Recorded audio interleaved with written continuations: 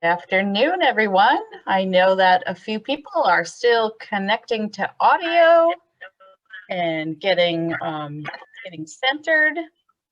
So we're letting people do that. But as we are coming into our space this afternoon, I would just like to get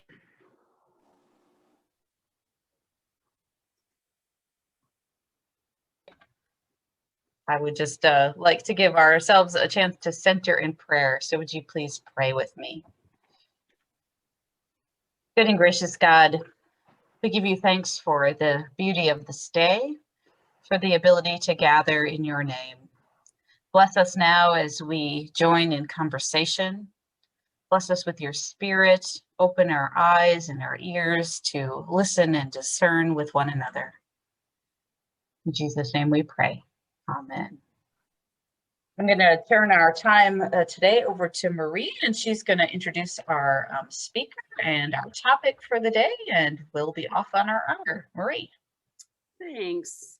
We're so glad you guys can join us. And so the email that went out was, we're discussing today with my friend Breanna here, who's with Wisconsin Council of Churches. And part of this conversation sparked with just she and I talking, and as people in ministry, and especially this last year, we have longed for when we can get an email from Wisconsin Council of Churches to tell us what we can do and how we can post something to our emails and our announcements so that churches in our ministry and our congregation, that we had a little backing and that we had conversations with other people and ecumenical partners, not just in our synod, but in our state. And so it is a joy to have Breanna with us today. This is the video that landed Oregon State Rep Mike Neerman in hot water and now has him facing criminal charges. Pause. So it's just exciting to have this conversation. So we're going to kind of have it be a little bit open to not so much directly about what the reopening of churches look like, but just what these conversations have been from their office, from Breanna just in general, of her position as a pastor in a congregation, of just how this has looked and what we can hope for, what we can dream together and do well together, as we look at our partnerships and collaborations with people in ELCA in our synod, but also the churches locally, whether we're rural burbias or suburbs or even in the cities, is that we have a lot of work to do and a lot of exciting things to come. And so with that, Breanna, if you want to just start with kind of your position, and then take it from wherever you want to go. Thanks, Marie. So one thing is, we also talked about, this is a very like free form conversation. So if as I'm talking, you have questions, feel free to throw them in the chat and we can continue the conversation from there. So as Marie said, my name is Breanna Illéné and I work at the Wisconsin Council of Churches. I am our content curation and ecumenical innovation coordinator, which is a very long title and very fun because every time I say that, I often, people will be like, wait, what? What does that mean? Content curation, ecumenical innovation. And half the time I say, well, what do you think it means? And I get their idea. But basically content curation is communications, recognizing that we no longer live in a world that is kind of this top down, we say things from our office and everybody listens. Instead, communications often looks more like a conversation.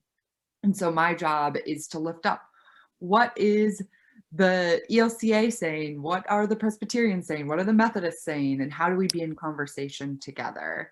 And then the ecumenical innovation side of my job is looking at what is God doing? How is God bridging, building partnerships, bridging churches and communities and bringing people together? And this is where Marie and I have connected a lot, is around kind of what's happening in the world and where is God pushing us as the church? What does it look like? I think, and so I've been on staff for almost 2 years now, and at the council, and it's for the last 2 years has been a lot of listening, a lot of building connections, and it's been interesting because the church landscape is changing so fast. we've talked about the fact that this pandemic over the last year and a half has really sped, like the church was changing, but this has sped it up. This has been gasoline on the fire of change, and in these periods are times when innovation can happen. And so it's a scary time, it's a confusing time, it's also a really exciting time to be in ministry.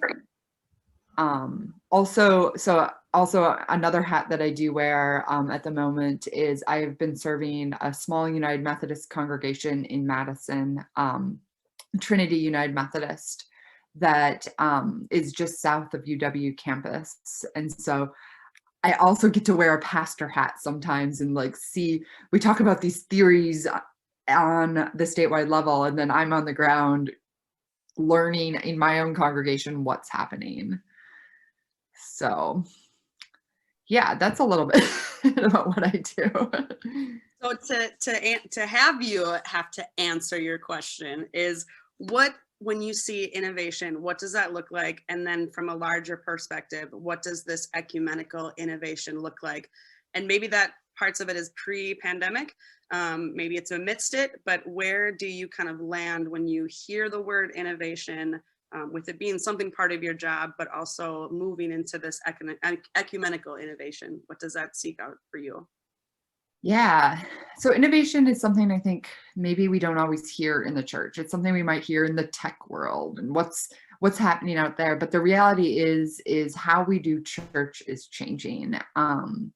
The way the church looks very different than what it looked like when I was a youth or when my parents were a youth, or it evolves. I also think it's interesting. I was having this conversation with my mom the other day. So I grew up ELCA Lutheran. She still attends a big Lutheran church in northern Wisconsin. And we were talking about church, and I said, Mom, do you realize the way we do church is really it became really popular in the 50s and the 60s. Like church as we know it has not been around for hundreds and hundreds and hundreds of years.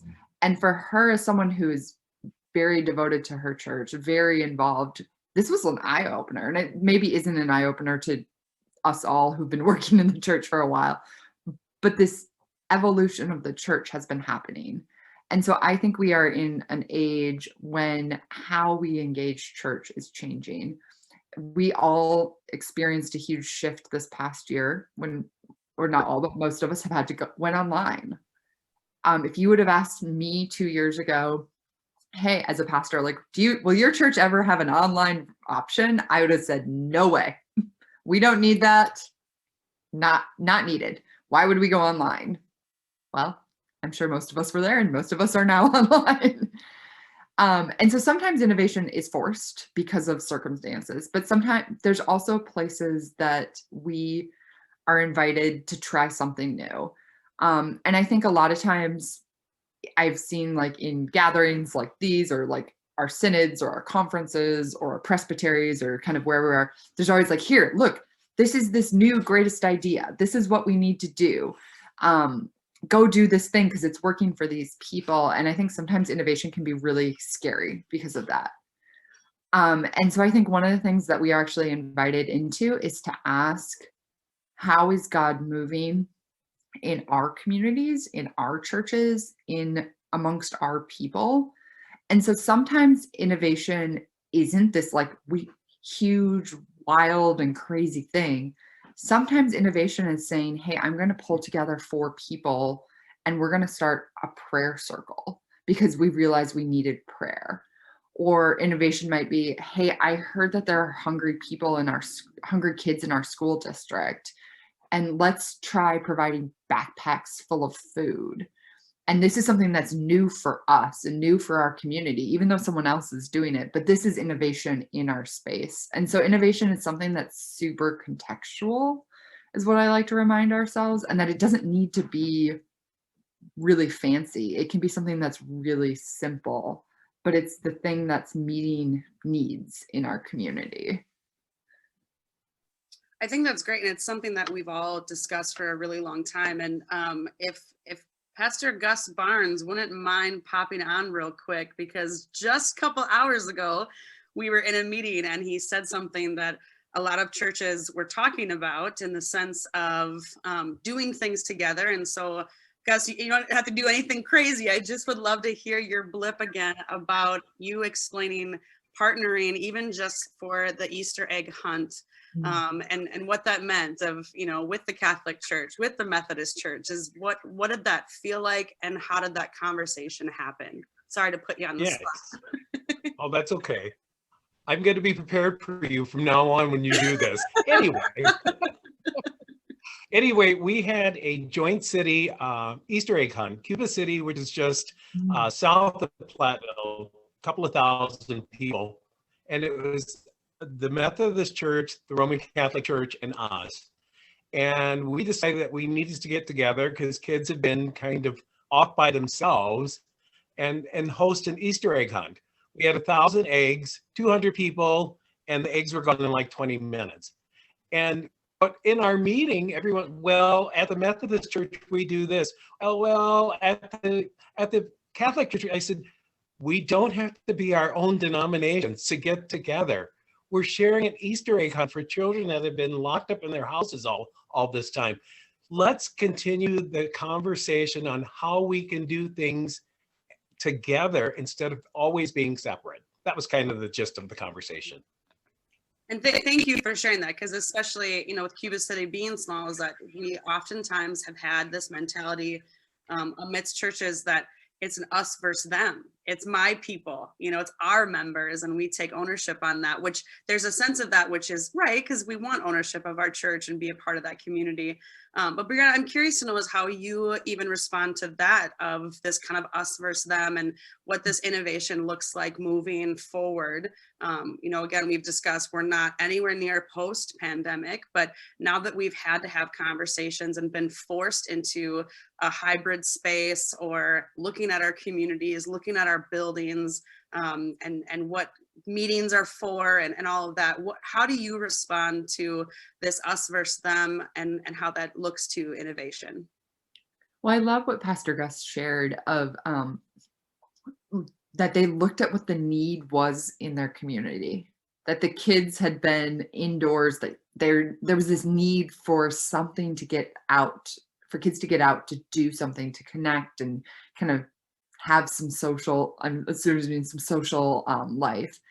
And I think so often we get in, like when we think we want to be innovative, we get into the idea of, we find the solution before we get to the problem. I was actually in a meeting last night, a training last night, that they were talking about this, of so often, and this was in racial justice work, but we solve the problem, but we forget what question we're actually asking. And we even did an exercise in this little group I was working in that was kind of practicing this. And we started with a question and got to this point of, we were talking about childcare and childcare access, and got to the point of offering a solution. And when we got there, we said, well, what's the problem we're trying to solve again?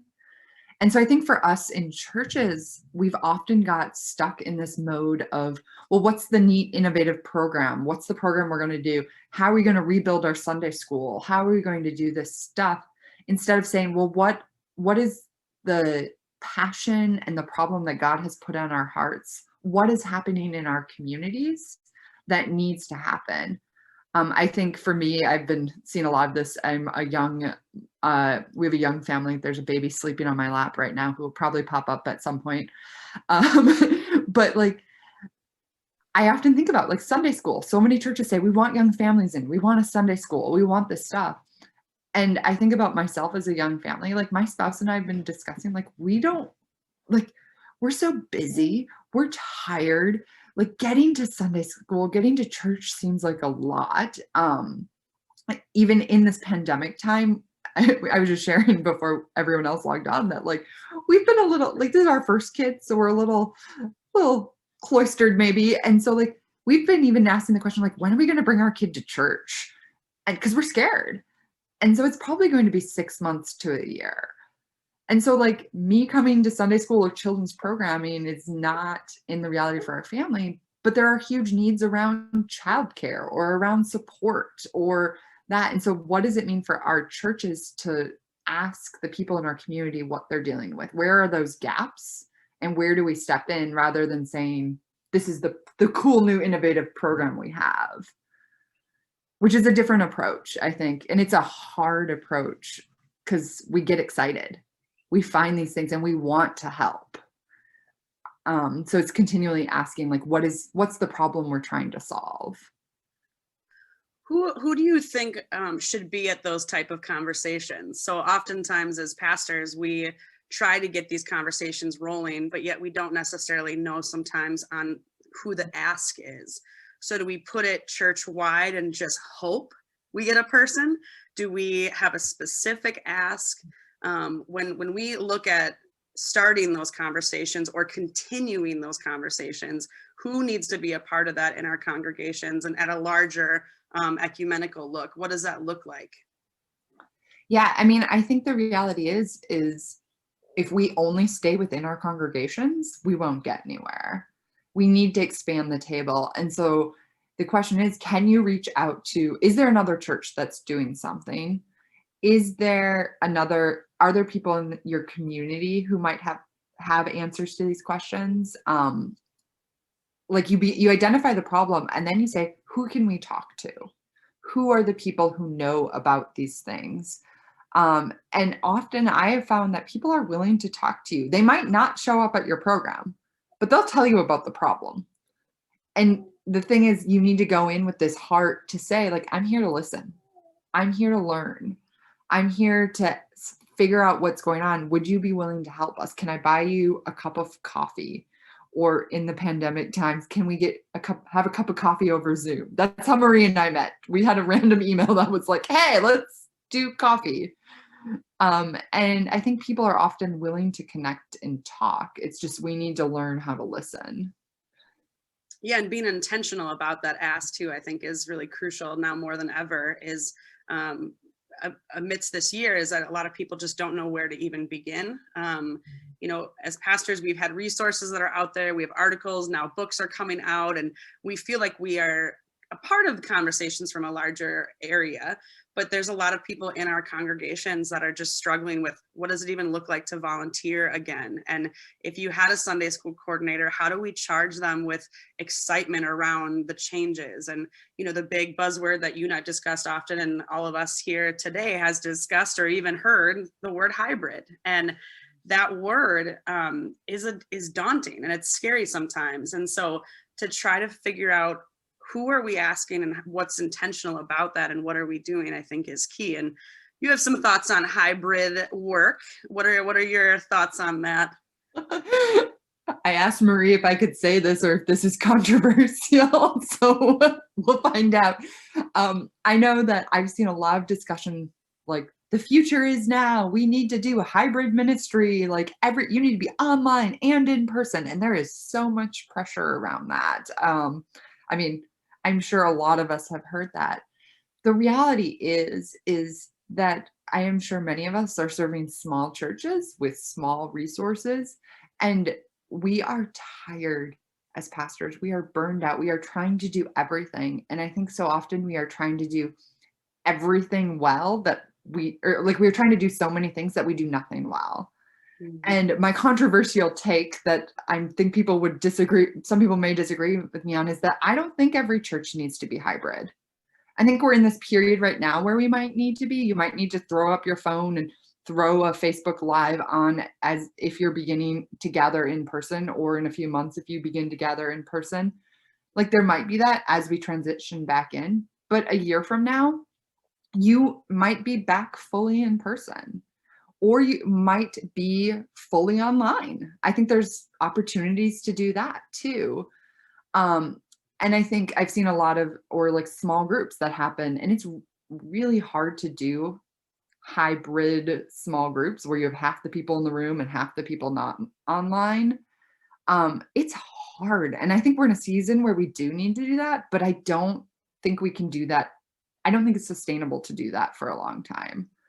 And so maybe this is your permission to have a little bit of an out if you need to, as you're thinking about ministry in the future.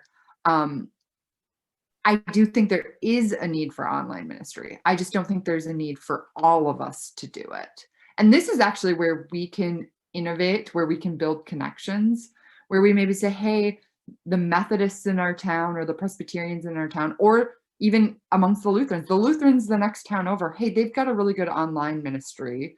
We can build a good in-person ministry. How do we work together so we don't have 6 hybrid groups, but instead we say, hey, let's have 2 online Bible studies amongst these 2 or 3 or 4 churches so that the online people can be online.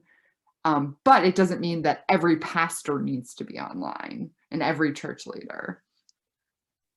Thank you for that. And I think one of the great things about, with being new to the Synod, the best thing has been able to pop into these conference calls and listening to just how the year has gone. And what's been exciting to come from that are just these meetings of just listening, but then also there came the collaboration of Lent, where it was like you take a Wednesday and to hear what happened to the congregations when they got to see other pastors, when they got to be a part of other communities, to see what that tapped into was really a beautiful thing.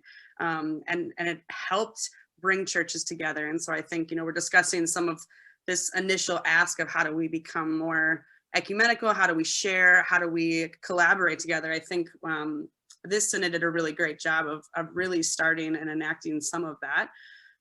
But what are some other unique ways or exciting things that you've seen happen in congregations that have done some really great things? And to the people listening, is that I would like for you to share after this too about the great things you guys have done, because there are some really wonderful things that have happened in our Synod that have really tried to do something and try something. So for you, Breanna, just what are things that even your church just did something really amazing. I'd love for you to share that, because I think we just need to celebrate that, because it's exactly what we are called to do with our buildings and our communities. So if you could share some of that and other things you've heard. Yeah, so I serve a small United Methodist congregation. We have been 100% online. We are still 100% online, except like on Sundays, I've been preaching from our sanctuary with a small worship team. And otherwise, our building has been pretty much closed. And 3 weeks ago, I think it was, I was connected on a Saturday afternoon with, Carrie Parker, our executive director at the council, was like tagged into a conversation on Facebook, and she called me and basically was given the opportunity to host a vaccine clinic. And so we said yes really quickly, and it was a very interesting process because I was texting my leadership team on one hand that was like, hey, can we host a vaccine clinic? And then texting a random phone number, and I didn't even know who it was. Later found out it was the head of this Facebook group who was connected with Hyatt Pharmacy in Milwaukee, who eventually got connected in, and having these conversations about like, hey, could we host this thing? So in less than, it was about 12 hours, we had a pop-up vaccine clinic, put 530 shots in people's arms. We had line down the block, and it was really beautiful because in the basement, this clinic was happening while upstairs we were leading worship. And so during the songs, when I didn't have anything to do, I'd open up the windows and peek out and be like, oh, look at all the people. But really felt like this is what the church is called to. And then we hosted a follow-up clinic for the second shot this next week, or this past week, and kind of did it all again. And so it was really, for me, a moment of the church in action. And I will put in a little plug. The Wisconsin Council of Churches has a vaccine outreach project, and I can get the link for you guys to find more information. But we are hoping to help churches, especially in rural areas, especially in places where maybe there's some hesitancy around vaccines, to host pop-up clinics. We're also doing some work around, we'll be having some trainings. I was just talking about it this morning of how do we have conversations about this? Vaccines can be like, there is a lot of controversy there. It's been politicized. How do we enter into spaces to be empathetic listeners, rather than say, you need to get vaccinated? Like, people are complex. Some people have reasons they don't want to be vaccinated. Some people are really hesitant. Some people might change their mind, but they're not ready yet. how do we as Christians enter into spaces of conversation and relationship around this? So we're going to be developing some webinars and some training on that, that I think can actually be helpful beyond just conversation about vaccines, but just about connecting with our communities as well, to listen. And amidst some of these conversations, what are other innovative ways that we can tap into? Yeah, so that's the story of stuff at my church. I saw this this Lenten season, there was some things that happened with some churches it was like Mount Horeb and Peoples and Verona, United Methodist churches connected in with some churches in Milwaukee, and did a study together. And the churches in Milwaukee were predominantly African American. The churches in the Madison greater area were predominantly white. And so they read a book on racial justice together, and then actually ended up doing Ash Wednesday service together online. And so it was this really beautiful connection that was able to happen, to have some really deep conversations that then they are hoping that eventually will happen in person someday. They're like, we're ready to get together. We want to have a potluck. We want to connect and continue to build these relationships. Thank you, Robin. I see you I'm like halfway there. You are on this. And so that was a really cool connecting that wouldn't have happened. Like if we had not had a pandemic, these churches would not have been worshiping online. They would not have connected together. And so I think this is a time to ask, like, where is God nudging us to try new things? Yeah, thank you for that. And I'll open this up to those that are listening in. And really two questions is, one, what have you seen as far as innovation, whether it's in your church or community? This is a place to celebrate our ministries and be excited about it, because sometimes it is hard, and this year has been difficult. And so have there been times in your ministry as of late, or even pre-pandemic, that you thrive on when it comes to the word innovation, of stepping into that? And it can be as simple as hosting an Easter egg hunt. It can be as simple as collaborating for Advent and Lent. But what are some ways that you guys have been able to be innovative in your ministries that you'd like to share?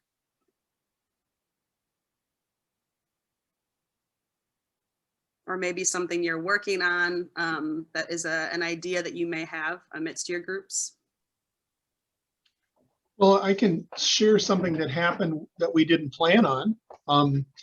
We had planned during Lent, we had planned on doing sort of something you already talked about, having various congregations kind of share we did a message sermon, and then had various people do the 40 days of Lent sort of devotional thing from 8 different congregations. And that was, kind of, I don't know, easy was not the right term, but it was an easy thing to do. Helped a number of congregations who were dealing with the whole this is burning me out kind of process. But one of the things that happened was one of the congregations in our area was between churches, or between pastors, and they were trying to figure out what to do while they were waiting for their other pastor to come in, and they didn't really have anything planned, and Lent was there, and they were kind of like, and they said, would it be okay if we joined your, we were doing a Zoom online thing at that point, and then putting up the video of the pastor preaching that day. And they asked if we could join us. And it's like, well, of course you can. Why wouldn't you? Somebody could walk in the door. If we had the doors open, we wouldn't necessarily say, no, don't come in. But it hadn't struck me as being something that to kind of reach out and say, hey, by the way, if you want to join us. They had to ask, which was, kind of sad for me, but in my world of saying I should have asked them to start with. But the notion of doing that, I think about that from the synod standpoint. Lots of congregations are in the midst of transition at different times, and wondering if there's a way for congregations to share ministry in those in-between times, so there isn't such a a feel of kind of isolation, maybe in that respect. Thank you for that. And I think that even just using the word isolation is that's real and it's happening. And so that's the hardest space to sit in, especially as pastors, is when you feel isolated or when you feel like, I just don't know what to do. And to be able to open up that conversation and just to have an ask, I think is great. So thank you for sharing that, Fred. Anyone else have any things they'd like to share as far as innovation goes, or when it comes to partnerships in our communities, or how your church has stepped into spaces that they just weren't ever planning on doing?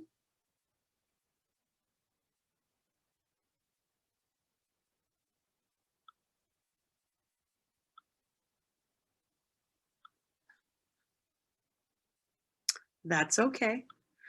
So my next question, and I didn't even prepare her for this, but Breanna, I would like to know, especially from the perspective of Wisconsin Council of Churches, you know a lot of churches, you hear a lot of stories, and there is this common phrase and common statement that we have heard over and over and over again since the pandemic. And we spoke about it in a meeting this morning, and so that's why it's fresh on my heart, is this idea of, I just want to go back to normal. We have heard many people, whether it's our councils, congregations, Sunday school teachers, is that there's this idea that we just crave what it used to be. And some of that is responsive of emotional response of, I just miss church.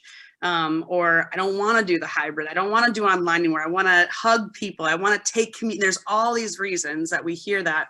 So when you've been a part of a lot of these conversations with pastors and all of that, how do you help us have that discussion? Because I'm pretty sure everyone on this call is tired of hearing that. If we hear the new normal again, like we get a little stressed out by that. But how would you respond to hearing that, I wish I could just go back?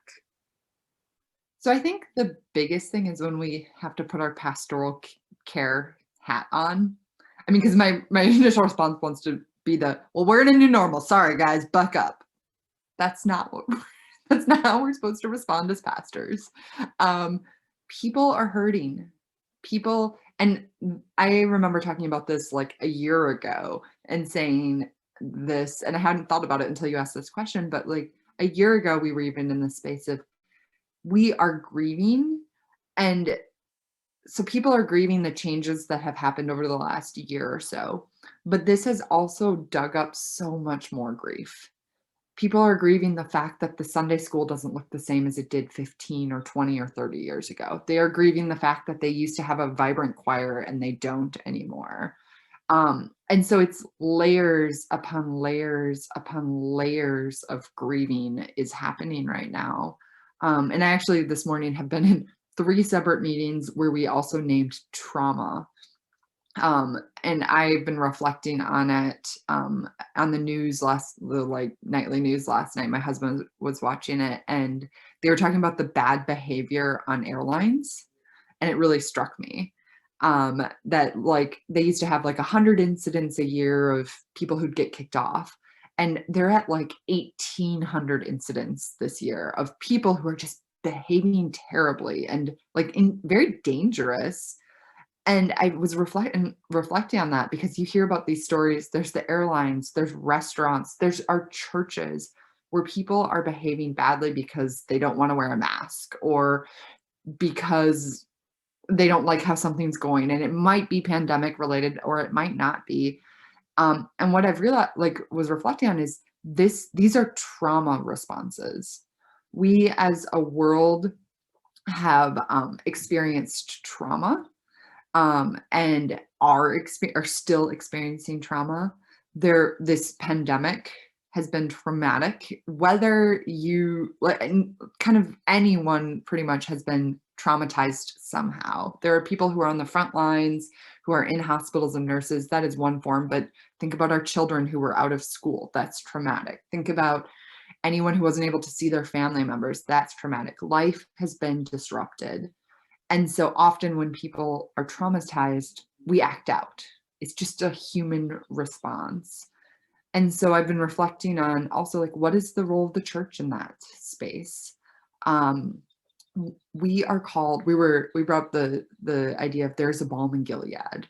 We are called to be a space of healing, a space of life, a space of abundance. And this is what the church is called to do.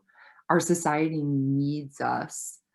So I shared an article that I think we're going to send out, you guys will receive later, but Diana Butler Bass just wrote a really great article talking about kind of where the church is called and what we're called to do now, and named the fact that we've been in the space of dislocation. And she names these different ways that we have been disrupted and dislocated as a people. But I'm going to read off one of her quotes about the post-pandemic church that for me was really soul-filling. She writes, "The task of the post-pandemic church, the work of finding, repairing, and relocating is clear.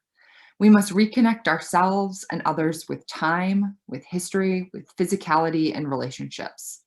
In this sense, the future of religion has never been brighter. Our lost world needs finding. Pandemic dislocation calls for guides and weavers of wisdom. We don't need to return to the old ways. We need to be relocated. We need to find a new place, a new home in a disrupted world." And I found that really hopeful. And we actually brought up the story in Nehemiah 10 today. And I'm about to tell it, and now it's like a second hand. I need to go read it again. So here's your task. And biblical scholars, please don't rail me on this. But we were talking about Nehemiah 10 when the temple has been destroyed. And I need to look at my notes even.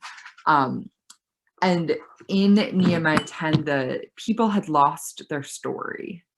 They had forgotten their sacred story. They had forgotten what God had called them to do. And so they lined up near the water gate, kind of the little piece of the temple that was still present, and started to read from scripture, started to rehear their story. And the people, scripture says that the people wept because of what was. They missed what was. And Ezra called them to celebrate and to say God is doing a new thing. And I think that's where we are. Like we are weeping. There is deep grief, but we also need to ask, where is God moving in our communities? What is God calling us to? And it's simple things like the Easter egg hunt. It's not these like giant, huge projects. It's saying, how do we listen with our community, and how do we be this space of healing and love and abundance in our communities? Now you're getting me preaching. Yeah, but no, and I appreciate that, because that trauma piece, for some of us, this is a new place that we're looking at, where we're experiencing. We're having now to learn how to respond to trauma when it comes to ministry. And it's hard because we ourselves are sitting in it. We're in that filth, and it's hard to step outside of it and minister well and lead well and do all of that. And so to even be able to speak to it, that not in the sense of we're all in this together, but this idea that we all experienced this, and we all experienced it very differently. Whether you are widowed or divorced or single or married, children, whatever it may be, you experienced this. And in ministry, it's really difficult to speak into the hearts of our congregation members and be able to be hopeful when we're sitting in that filth. And so to even own it, I think, is a huge step for our congregations to accept what was and to weep for what was.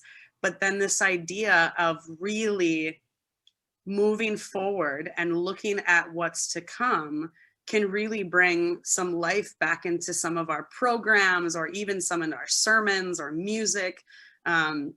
It's a different perspective that we have now that we wouldn't have once had. Yeah. Well, and I think you kind of point to too, of like, it is difficult when we are going through trauma and our congregations are going through trauma. And so like, we need to also make sure that we are caring for ourselves as leaders. Yeah. And so you need like sit down with your PPRC, or I don't know what, I forget what they're called, staff parish relations, the human resource, what's it called in the Lutheran system? Do you have a committee? They're all different. Mutual ministry, whatever your churches may have. But, and like, ask them to help you make sure that you're taking time for yourself.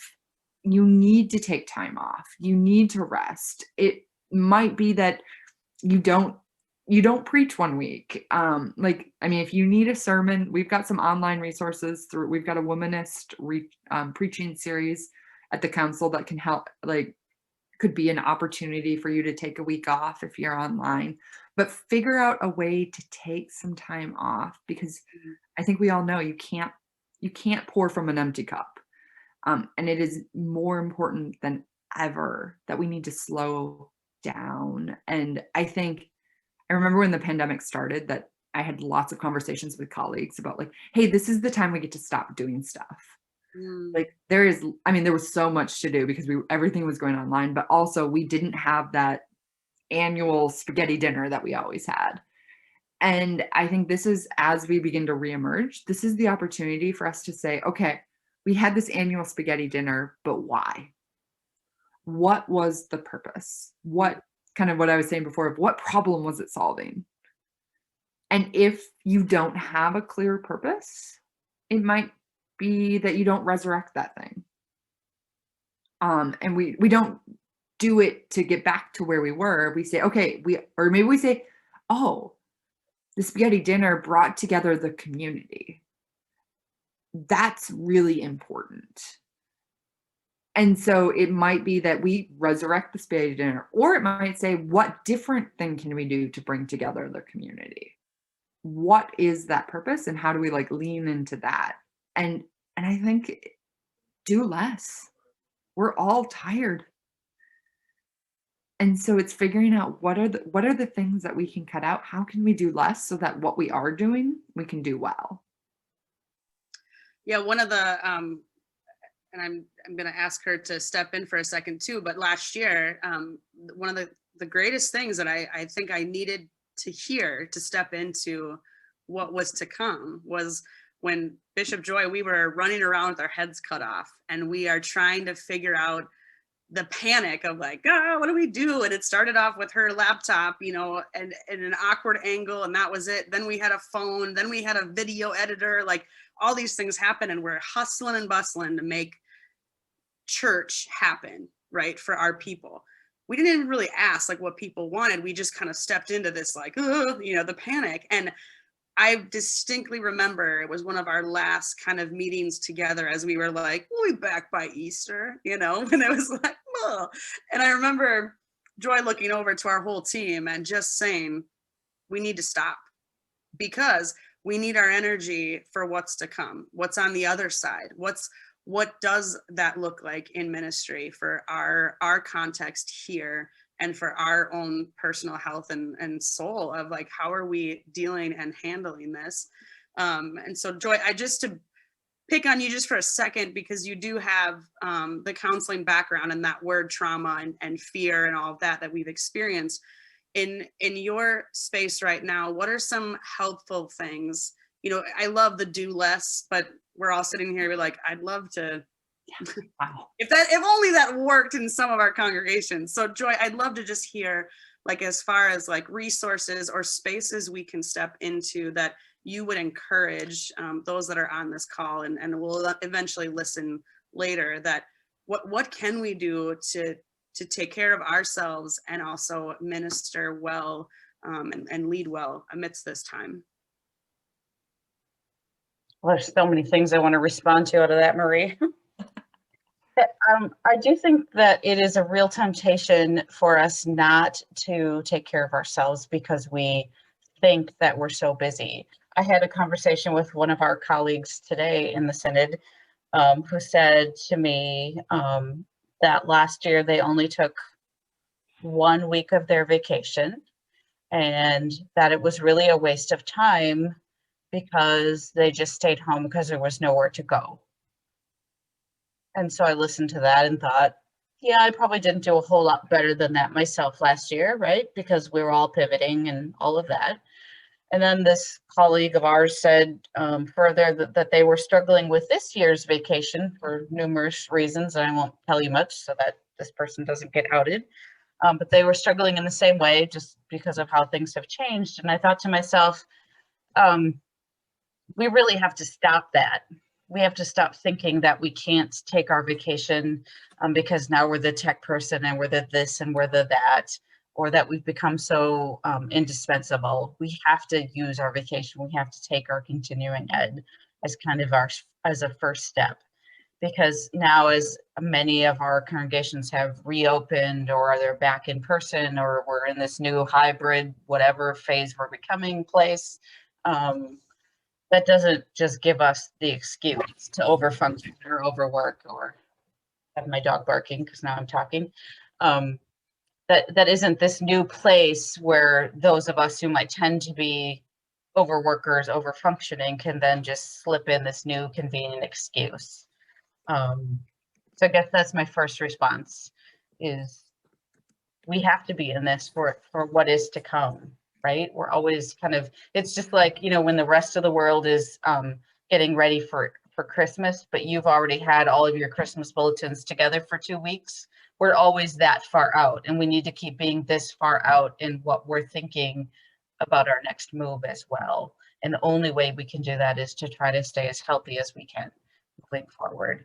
So I think that's the first place. The other book that I really like and have kept going back to is The Body Keeps the Score, about trauma, which is a really good book. If you have not read that one, that's an excellent resource. So when Marie said resource, that's the first one that pops into my mind. And then just a final reflection from Marie's question is referring back to our conversation this morning a little bit with the conference that we were meeting with. Several of the clergy who were on that conversation this morning reflected how important it is to have colleagues that you can talk to and be honest with. And that doesn't always happen within the space of formal synod kind of gatherings, either conference gatherings or whatever, but by the relationships you nurture with one another. And I would say that is extremely important as we continue to be moving forward, you know, that you nurture relationships with one another, where you can be vulnerable and you can be who you are, and talk about what you're struggling with and support one another. And if you don't have those kind of relationships, you know, if I or anyone in the Synod office can help point you towards some folks who maybe are in a similar situation to you or something, we would be glad to do that, because those kinds of supportive relationships are critical to long-term survival in ministry. And I will name, here's where ecumenical stuff comes in, because you find the person who's not a Lutheran, you can complain about all your colleagues and like, they don't care. But Amen, sister. And so this is the advantage of reaching out. Find those people in those other places, because I've been in that space of I need to complain about my system and need some support from a colleague.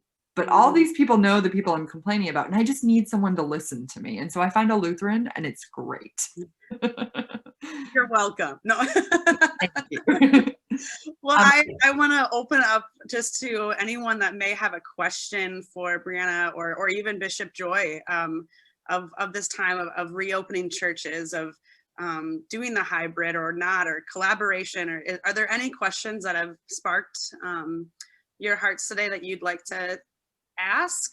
We did have a couple of things in the chat just to celebrate too, of David writing, a council member with a family tie and a connection to a hospital in India initiated his own fund online and has raised over $55,000 to send for vaccines. Our April benevolence will be given to this initiative, and that is a beautiful thing to celebrate. Chris Strom, interesting as I have just reached out to my Old Testament professor to begin the conversations of equating regathering for worship as related to the return from Babylon. And I think all of us are like, do I have the number to our professor? Because it's like, there's some scholars here I think we need to tap into to get into. But I'd love to open it up to anyone that might have a question for Breanna or Bishop Joy. And I'm just, before that, I'm gonna I did put a link in the chat. We've been developing a retreat in a box, but as part of that, we've connected in with a lot of the camps and have like some special opportunities for pastors' families to get away. And sometimes there's a map on there that lists them all, and some are like, hey, come hang out with some other people. And some are, hey, we've got this cabin, come retreat, and we've got a special deal for you. So go ahead and check that out. Our goal is that people get out and rest and renew.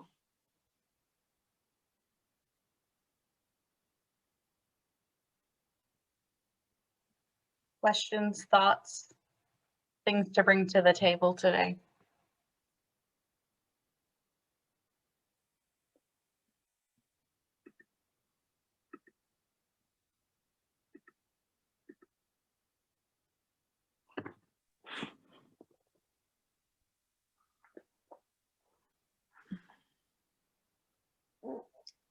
All right, thinking time is over with. Breanna, thank you. We appreciate just being able to hear from our partner and just knowing that there is a space that we can ask questions to, that there's availability for all of that. I really do appreciate. Janelle just wrote, our council has appreciated the holding our plans loosely, document and are following the unsafe to gather, make it safer and safest metrics to guide our reopening. Will this document be revised if we don't meet the vaccination rates suggested for safe to gather? That's a great question, and a lot of us have asked that. Yeah, we will continue to updates, continue to work with people. And I mean, there's kind of yes, we will update these. We also pray that we will reach those vaccination rates. And so, I mean, one of the celebrations that councils, we received a grant from the Department of Health Services. And so we have some organizers, like we've been able to hire people that are actively working on the ground across the state to get those, our goal is to get those rates higher. So kind of a both and, but yes, we will continue to revise and continue to advise as we move forward. And I will also say that we are always available for conversation. So if you have questions, if you have specific questions, these documents are often developed from specific conversations we receive either directly from colleagues or into our like email inbox or chatter we see across Facebook. They are a collaborative effort. And so please feel free at any point to reach out to us with questions. And I know that our synod congregations are all over the board in terms of reopening plans, reopening strategies. Many have started to go back to in-person worship right around Easter in various ways. Some are staying outside in parking lots through the summer, returning in the fall. So I know that we have a whole bunch of different things going on, and that's, you know, based on a whole bunch of factors, you know, sanctuary size, how well you can distance. But the one thing for sure that I don't want to compromise at all is that people wear masks indoors. I have had some questions about that recently, and you know, certainly that is something that we want to encourage, no matter how you're gathering, is to make sure that masks continue to be worn indoors. But again, you know, I'm certainly sensitive to the fact that that all of you are doing the best you can, given all kinds of variety of ability to gather and technology and all the rest of it. I think we're in a complex time. Yes, very. That is important to name. And I think it's important to often stop and examine our feelings, listen to your body. You mentioned the body keeps the score, and I've been learning to do a lot of that. You reflect on how we're all in different points. I see myself often when I look at colleagues. My church is very cautious. They're still all online. And then I see friends in other states who, like, there's not a mask in sight.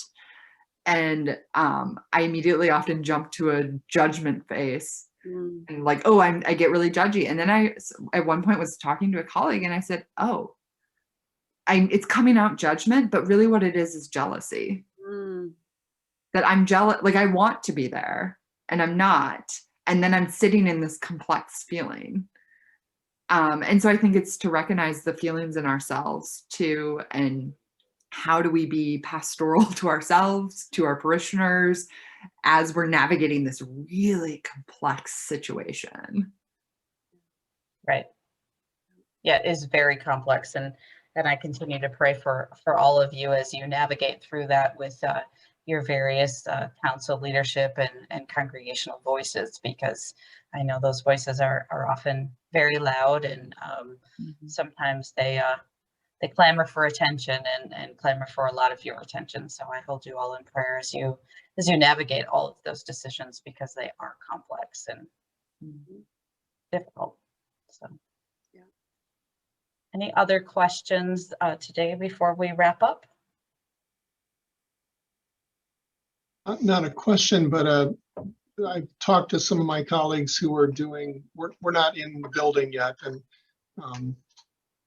I always love the term in person. It's my pet peeve of we're in person right now. So anyway, the notion of folks being in the building for worship and on the one hand, the clamor for it, and on the other hand, the reality that when people show up, they don't show up in hundreds of thousands, they're showing up in tens. Big congregations who were setting up a limit of 50 never hit it. Smaller congregations having smaller limits, never hitting them. The people who are clamoring to come to worship in the building not showing up at all when there is an opportunity to do it. And continuing to remember that just because our backyard isn't on fire doesn't mean there isn't a problem elsewhere, and that it could come back to our backyard again in the next week or two or month. And so it's a strange place to be when you think you're fine and you're not, and you want to be convinced you're fine but you're not. It's just hard. Like I said, it's hard. Yeah, thank you. Yes, Fred, I think that's very right on.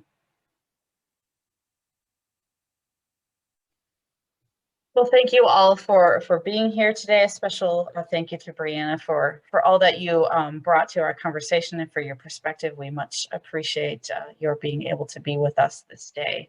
Let us close in prayer. The Lord be with you. Good and gracious God, we give you thanks for this time together. Bless us as we go about the rest of this day. Bless us as we seek to know your will and your ways in our ministry, in our congregations, and in our communities. In Jesus' name we pray. Amen. Thank you all, and go in peace.